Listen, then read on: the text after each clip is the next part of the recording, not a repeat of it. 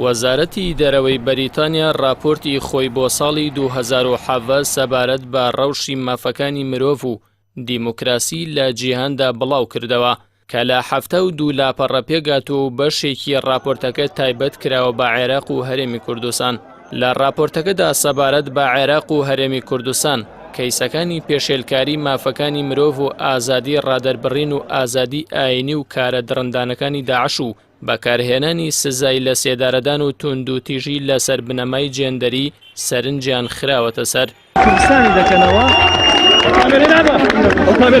سەبارەت بە هەرێمی کوردستان وەزارەتی دەرەوەی بەریتانیا نیگەرانی خۆی لەبارەی بەردەوامی پێشێلکاریەکان بەرامبەر مافی ئازادی و ڕادەربڕیندەر بڕیوە و ئاشکرای کردووە لە ساڵی 2017دا چەندین راپۆرتیان لەسەر دەستگیرکردنی ڕۆژنامەنووسان و داخستنی کاتی ئەو دەستگا ڕۆشنبیری و فکری و ڕێکخراوە ناحوکمیانە بەدەستگەیشتووە کە ڕەخنە لە حکوومەتی هەرێمی کوردستان دەگرن.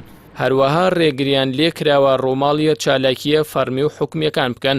بە پێی راپۆرتی وەزارەتی دەرەوەی بەریتانیا لە سەروبەندی ڕیفراندۆمەکەی 25 ئەیلولی 2017دا پێشێلکاری بەرامبەر ئازادی ڕادەربڕین و داخستنی کاتی خانە فکریەکان و ڕێکخراوەکانی کۆمەڵگەی مەدەنی و میدیاکان لە هەرێمی کوردستان زیاتر بووە.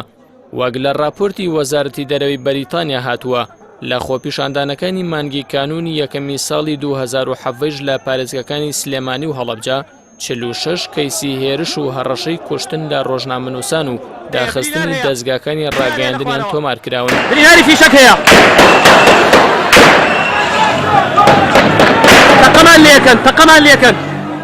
سەبارەت بە مافوو ئازادیەکانی ئافرەتانیش لە هەرێمی کوردستان وەزارەتی دەرەوەی بەریتانیا ئاماژەی بەوە کردووە لە چالاکیەکانی ساڵی 2017یاندا لە هەرێمی کوردستان کار و چالاکیان لەسەر مافەکانی ئافرەت کردووە.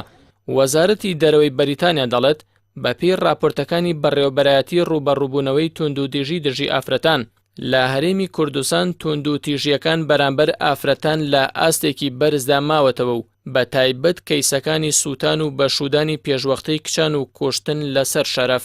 وەزارەتی دەرەوەی بەریتانیا ئاماژەی بەوەش کردووە هەوڵێنداوە نیگەرانیەکانی خۆیان لەبارەی پێشێلکاریەکان لە هەرێمی کوردستان بەلایەنە پەیوەندیدارە جیهانیەکان بگەێنن.